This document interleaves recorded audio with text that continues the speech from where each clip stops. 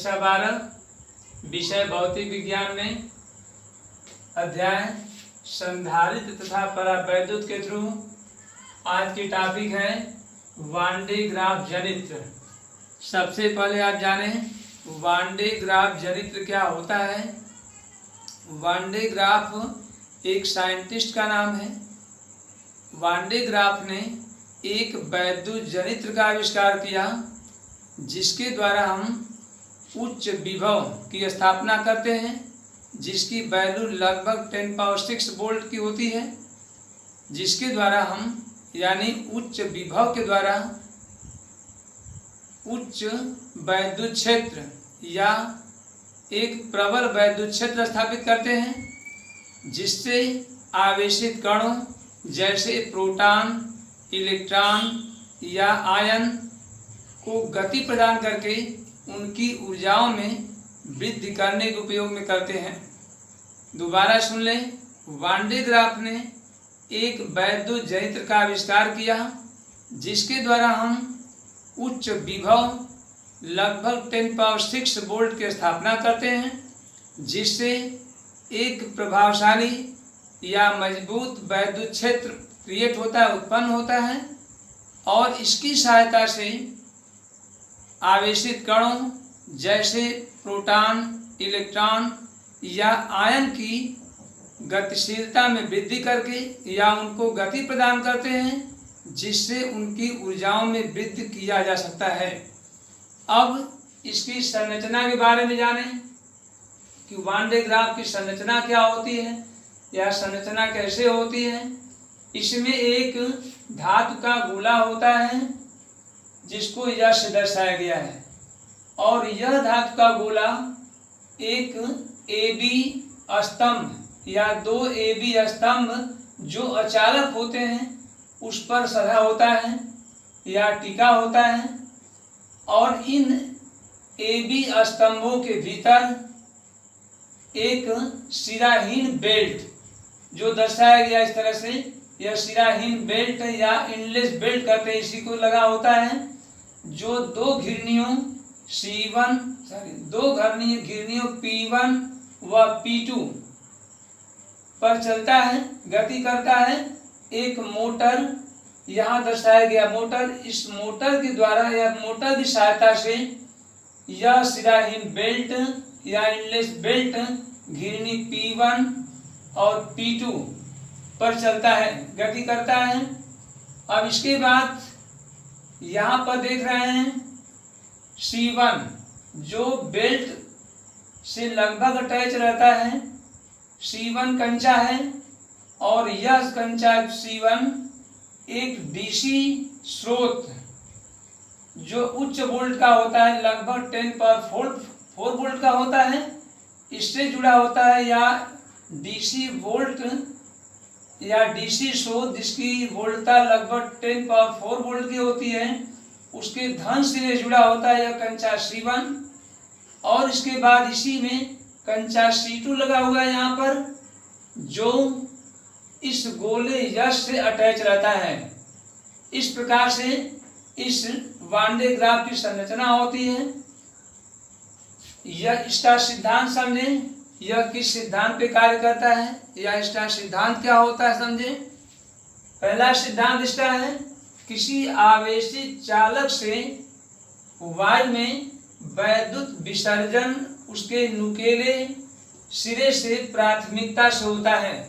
पहला सिद्धांत इसका है। दूसरा सिद्धांत, खोखले चालक का आवेश उसके बाहरी पृष्ठ पर विद्यमान होता है, जैसा कि दर्शाया गया फिगर में। यह खोखला धातु का गोला है जिसके बाहरी पृष्ठ पर धन आवेश एकत्रित होता है। अब इसमें यह भी समझें, यदि गोले की त्रिज्या R तथा इस पर वितरित आवेश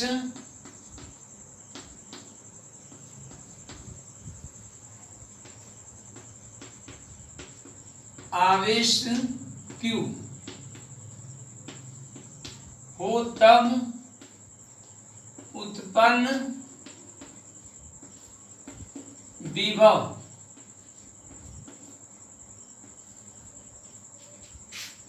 V इक्वल टू होता है 1/4πε0 इंटू Q/R, या कह सकते हैं Q इक्वल टू हो जाएगा 4πε0 V इंटू R। यह इक्वेशन नंबर 1 है। चूंकि जानते हैं यदि आवेश का पृष्ठ घनत्व सिग्मा तथा इस प्रयुक्त गोले का क्षेत्रफल A हो तब सिग्मा इक्वल टू Q/A होता है, जहां A गोले का क्षेत्रफल है, Q वितरित आवेश है और सिग्मा इस आवेश का पृष्ठ घनत्व है। या सिग्मा इक्वल टू कह सकते हैं Q/ गोले का क्षेत्रफल 4πr² होता है। अब इसमें यदि वैल्यू रखें Q का इक्वेशन 1 से, यह इक्वेशन मान लेते हैं 2 है। अब समीकरण 1 व 2 से देखें, जब 1 से Q की वैल्यू 2 में रखेंगे तो सिग्मा इक्वल हो जाएगा Q की वैल्यू 4πε0 V इंटू R अपान 4πr²। यहाँ से 4π से 4π कैंसिल हो जाएगा, 1 तो R कैंसिल हो जाएगा। यहाँ से ये हो जाएगा सिग्मा इक्वल टू ε0 V/R। यहाँ पर इस सूत्र में या इस व्यंजक में देखते हैं ε0 कांस्टेंट है और पोटेंशियल V यह भी उच्च विभव होता है, लगभग 10⁴56 वोल्ट का, यह भी कांस्टेंट है। तो यहाँ पर सिग्मा डिपेंड करता है केवल R पर। इस प्रकार से ये कह सकते हैं सिग्मा प्रोपोर्शनल टू 1/R, अर्थात आवेश का पृष्ठ घनत्व सिग्मा गोले की त्रिज्या के व्युत्क्रमानुपाती होता है। अब तक ये क्लियर हो गया है कि आवेश जो वितरित होता है उसके पृष्ठ घनत्व सिग्मा प्रोपोर्शनल होता है 1/R, यानी गोले की त्रिज्या के व्युत्क्रमानुपात में होता है सिग्मा। इसके पश्चात आप समझें यह वान डे ग्राफ जनित जो होता है यह कार्य कैसे करता है, इसकी संरचना बता दिए, सिद्धांत के बारे में जान गए आप लोग। इसके बाद अब समझें कि इसकी वर्किंग क्या होती है, यह वर्क कैसे करता है वास्तव में, इस पर आवेश इकट्ठा कैसे हो जाता है, इसके बारे में जानें। सर्वप्रथम जब ही कंचा C1 को कनेक्ट करते हैं, हम जोड़ते हैं उच्च विभव के स्रोत से DC स्रोत जोड़ते हैं जिसकी वैल्यू लगभग 10⁴ वोल्ट की होती है। तो C1 के बीच यहाँ पर उच्च विभव की स्थापना करने के बाद धन आवेश का क्रिएशन होता है, धन आवेशित आयन क्रिएट होते हैं जो C1 कंचे पहुंचते हैं। और चूंकि C1 व बेल्ट के बीच तीक्ष्णता के फलस्वरूप इसमें प्रतिकर्षण कारण ये जो धन आवेशित आयन होते हैं वह C1 से बेल्ट पर पहुंच जाते हैं। कंचे C1 के पश्चात बेल्ट पहुंच जाते हैं। चूंकि बेल्ट इस मोटर की सहायता से घिरनी P1 व P2 पर हमेशा रन करता है, घूमता रहता है, जिससे आयन या धन आवेशित आयन बेल्ट पर पहुंच जाते हैं और इस बेल्ट की सहायता से ये धन आयन पहुंच जाते हैं कंचा C2 पर, यहाँ आकर इकट्ठा हो जाते हैं और बहुत कम समय में ही यहाँ इकट्ठा होने के पश्चात चूंकि कंचा C2 इस गोले यश से कनेक्ट रहता है, जुड़ा होता है, जिसके फलस्वरूप वे धन आवेशित आयन गोले के बाहरी पृष्ठ पर जा इकट्ठा हो जाते हैं। इस प्रकार से यहाँ से जो क्रिएट होता है धन आवेशित आयन, वह कंचा C1 के द्वारा बेल्ट पर पहुंचता है और बेल्ट चूंकि हमेशा घूमता रहता है इस मोटर की सहायता से, और उस बेल्ट की सहायता से यह धन आवेशित आयन या धन आयन पहुंच जाते हैं कंचे C2 पर और C2 कनेक्ट होता है गोले यश से, जिससे यहाँ पर धन आवेशित आयन या धन आयन पहुंच जाते हैं गोले के बाहरी पृष्ठ पर जाकर के इकट्ठा हो जाते हैं। इस प्रकार यह वांडे जनित्र कार्य करता है। इसके बाद अगली टॉपिक के बारे में समझें आप कि संधारित्र का उपयोग कहाँ करते हैं या संधारित्र का उपयोग क्या होता है। अगली टॉपिक के बारे में जानें।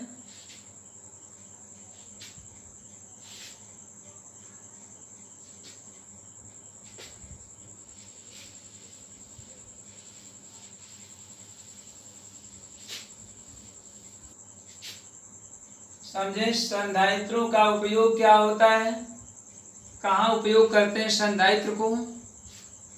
पहला उपयोग है आवेशों का संचय करने में। आवेशों का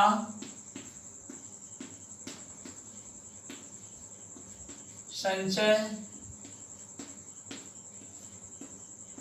करने में ये पहला उपयोग है। जैसा कि आप जानते हैं, इसी संधारित्र को मैकेनिक की भाषा में कंडेंसर कहते हैं। जहाँ भी इसका उपयोग होता है, इस संधारित्र के द्वारा हम आवेश को संचित कर सकते हैं, इकट्ठा कर सकते हैं, उसके पश्चात परिपथ में सप्लाई देते हैं, प्रोवाइड करते हैं आवेश को, जिससे धारा के फ्लक्चुएशन में कमी होती है या धारा का फ्लक्चुएशन नहीं होता है लगभग। जैसे इस संधारित्र का उपयोग फैन में, पंखे में, वह टेबल हो या सीलिंग हो, उपयोग करते हैं। और भी तमाम परिपथ हैं जहाँ पर संधारित्र का उपयोग करते हैं आवेश के संचय करने के रूप में। दूसरा उपयोग है ऊर्जा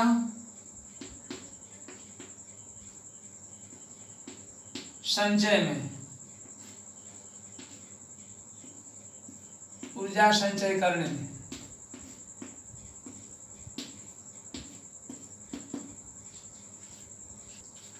दूसरा उपयोग है ऊर्जा का संचय करने में। पूरा जाने, ऊर्जा का संचय करने में संधारित्र का उपयोग करते हैं। और तीसरा उपयोग है विद्युत उपकरणों में।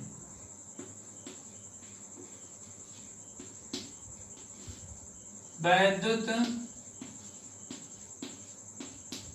उपकरणों में पहला उपयोग आवेशों का संचय करने में, दूसरा उपयोग ऊर्जा का संचय करने में, तीसरा उपयोग विद्युत उपकरणों में। जैसा कि जानते हैं, बहुत से विद्युत उपकरण हैं, जैसे इलेक्ट्रिक मोटर है, ट्रांसफार्मर है। इसकी सुरक्षा करने के लिए हम कंडेंसर यानी संधारित्र का उपयोग करते हैं। फैन है आपका, वह टेबल या सीलिंग कोई फैन हो, उसमें उपयोग किया जाता है। बहुत से हैं इलेक्ट्रिक परिपथ, इलेक्ट्रिक सर्किट हैं, जिसको सेव करने के लिए, बचाने के लिए या उसमें धारा के फ्लक्चुएशन को रोकने के लिए संधारित्र का उपयोग किया जाता है। चौथा उपयोग इलेक्ट्रॉनिक परिपथों में।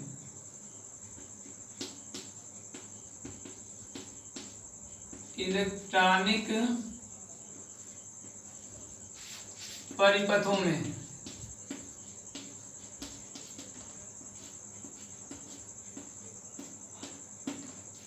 अब इलेक्ट्रॉनिक परिपथ जानते हैं, इलेक्ट्रॉनिक परिपथों में भी संधारित्र का उपयोग किया जाता है। पांचवा उपयोग है वैज्ञानिक अध्ययन में।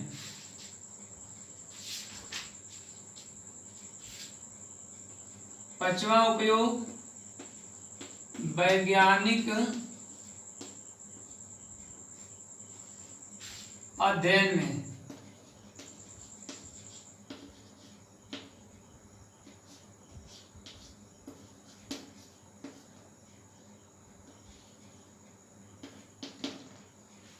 इस तरह से 5 उपयोग गिनाए हैं। इसके भी अतिरिक्त और भी उपयोग हैं, 5 के अतिरिक्त भी हैं। मुख्यतः 5 तो जाने, पहला आवेशों का संचय करने में हो गया, दूसरा ऊर्जा का संचय करने में, तीसरा उपयोग वैद्युत उपकरणों में जो सबसे इम्पोर्टेंट हमारे लाइफ में होता है इसका उपयोग, और चौथा उपयोग इलेक्ट्रॉनिक परिपथों में, इसका भी इम्पोर्टेंस हम लोग की लाइफ बहुत अधिक है, और पांचवा उपयोग है वैज्ञानिक अध्ययन में। और इसके हैं अपना टेक्स्ट बुक से पढ़ें, उसका नोट्स बनाएं, दैट्स ऑल।